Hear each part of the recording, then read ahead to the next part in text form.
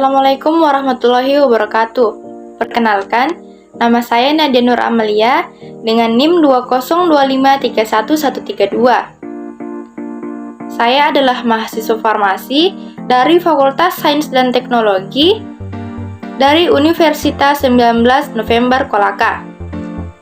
Baik, pada kesempatan kali ini saya akan membahas materi tentang antibiotik, antiseptik, preservatif, dan disinfektan.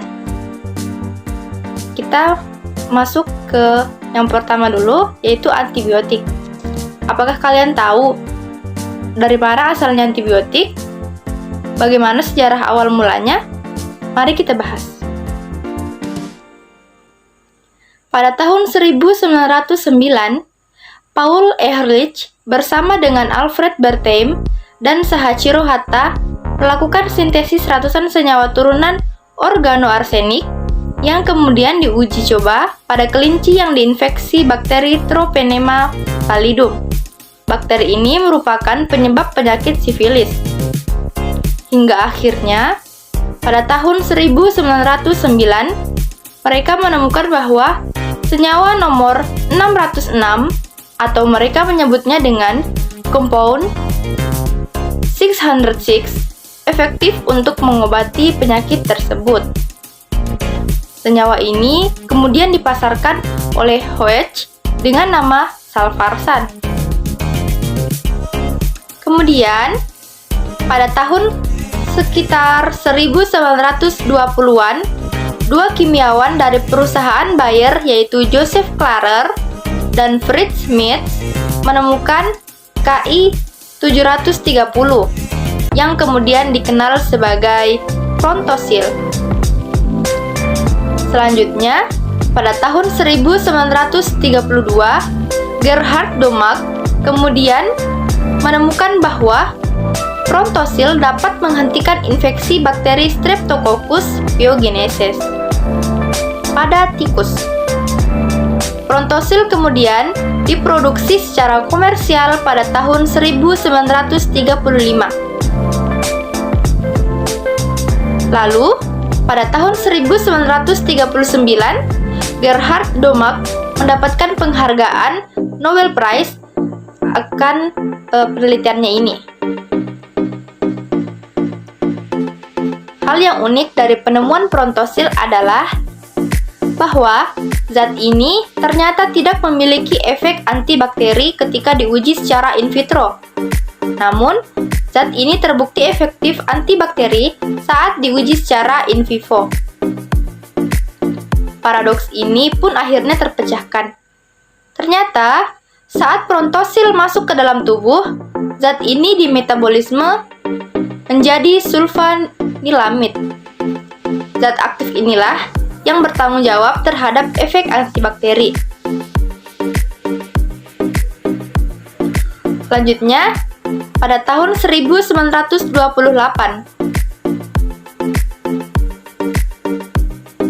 setelah kembali dari masa libur, Alexander Fleming secara tidak langsung menemukan bahwa kontaminasi jamur menyebabkan terhambatnya pertumbuhan bakteri Staphylococcus. Jamur tersebut diidentifikasi sebagai Penicillium notatum, yang kemudian dikoreksi sebagai Penicillium rubens. Sedangkan zat yang dihasilkannya dinamakan zat penisilin.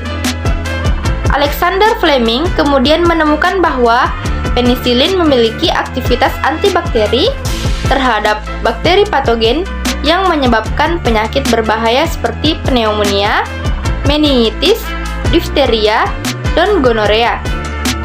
Akan tetapi, Alexander Fleming mengalami kesulitan untuk memproduksi secara massal atau memproduksi secara banyak.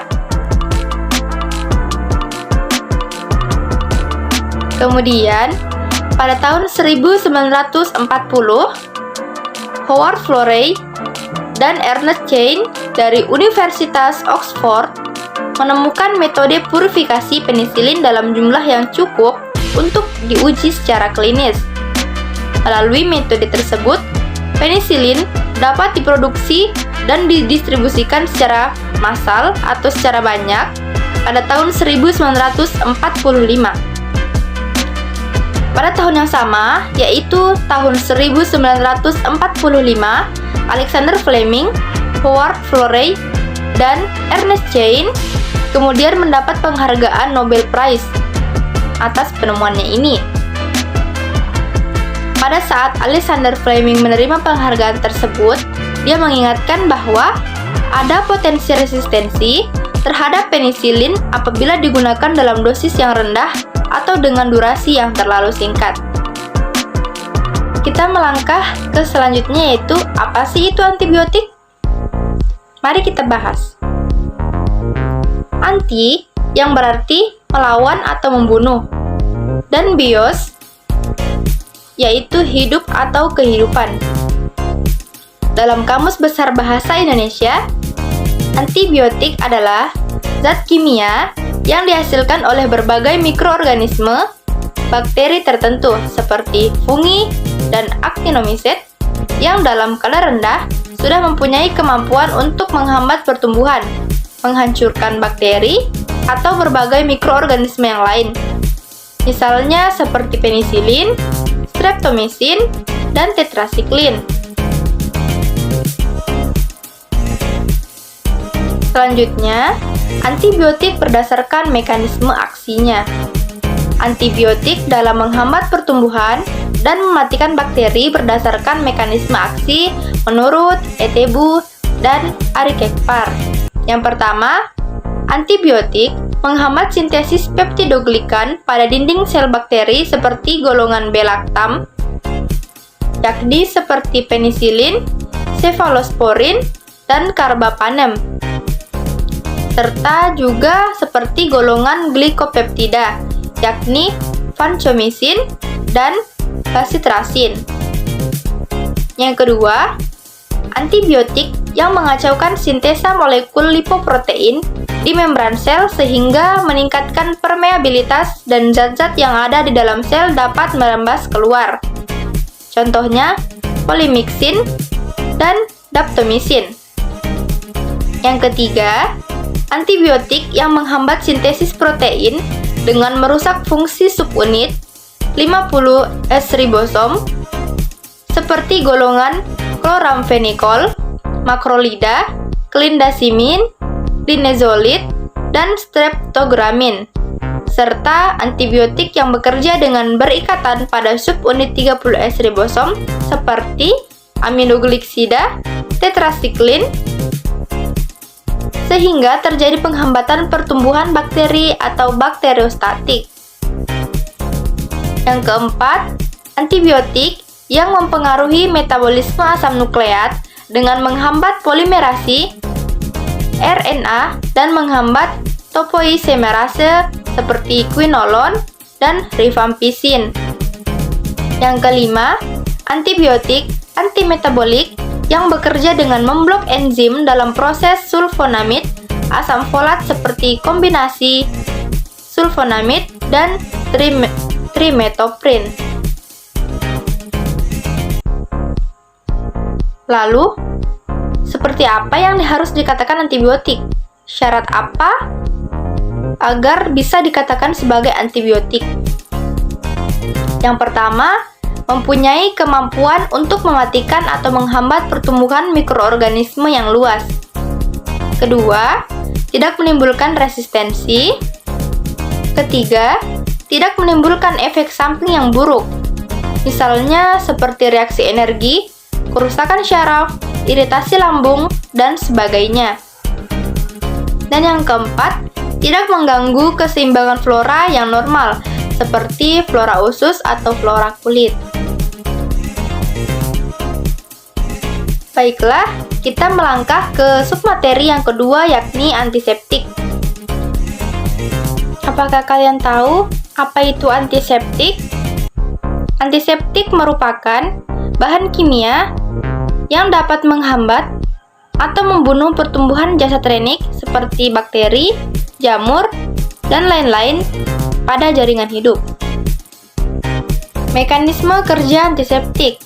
Yang pertama, mekanisme kerja antiseptik terhadap mikroorganisme itu beda-beda. Misalnya dengan mendehidrasi atau mengeringkan bakteri, mengoksidasi sel bakteri, mengkoagulasi atau menggumpalkan cairan di sekitar bakteri, atau meracuni sel bakteri. Beberapa contoh antiseptik diantaranya adalah hidrogen peroksida, garam merkuri, borik asid, dan triklosan. Jenis-jenis antiseptik. Yang pertama, alkohol. Biasa digunakan untuk membunuh kuman dengan cara mengumpulkan protein dalam selnya. Kuman dari jenis seperti bakteri, jamur, dan protozoa. Jenis yang kedua yaitu iodium. Biasa digunakan dalam larutan beralkohol, yakni iodium tincture, untuk sterilisasi kulit sebelum dan sesudah tindakan medis. Jenis yang ketiga, yakni seperti hidrogen, digunakan untuk membersihkan luka.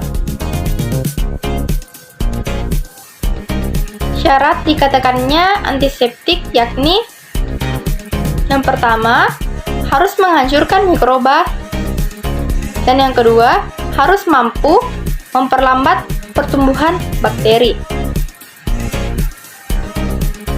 Selanjutnya, kita melangkah ke disinfektan. Apa itu disinfektan? Disinfektan adalah bahan kimia atau pengaruh fisika untuk mencegah terjadinya infeksi atau pencemaran jasa trenik seperti bakteri dan virus, juga untuk membunuh atau menurunkan jumlah mikroorganisme atau kuman penyakit lainnya. Tapi, pada benda mati. Bagaimana daya kerjanya?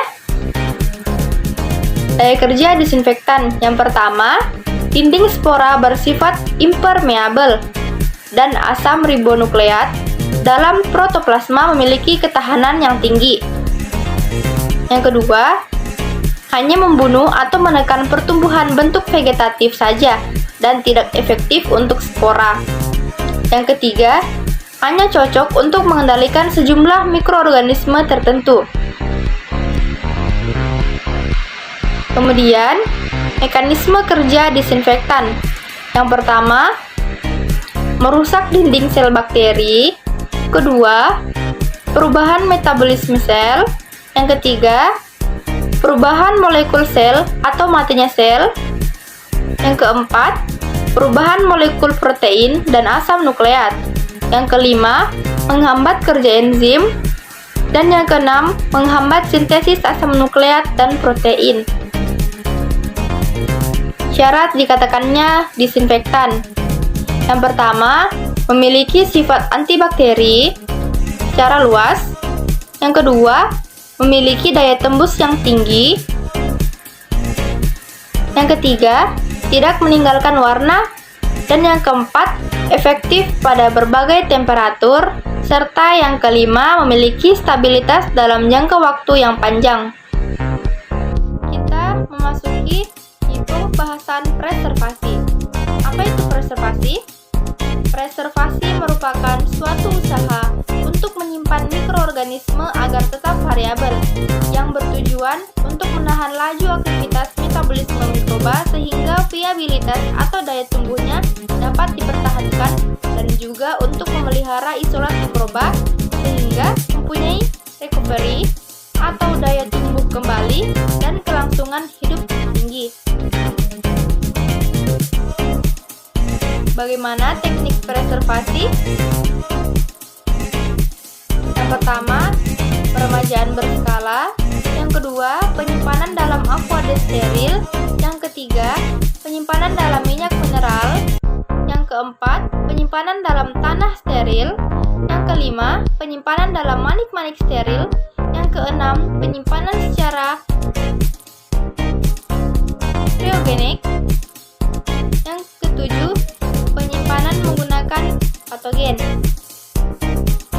Baiklah, tidak terasa, ini kita sudah berada di penghujung dari penelitian saya. Saya akan mengingatkan kembali bahwa betapa pentingnya untuk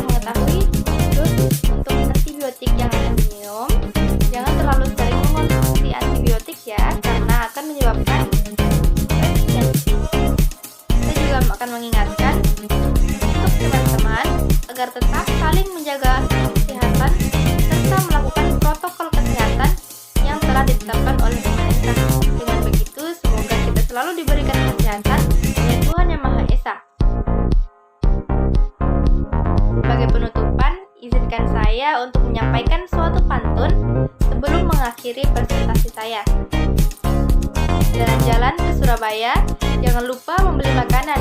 Demikian presentasi dari saya. Jika ada yang salah, mohon dimaafkan. Wassalamualaikum warahmatullahi wabarakatuh.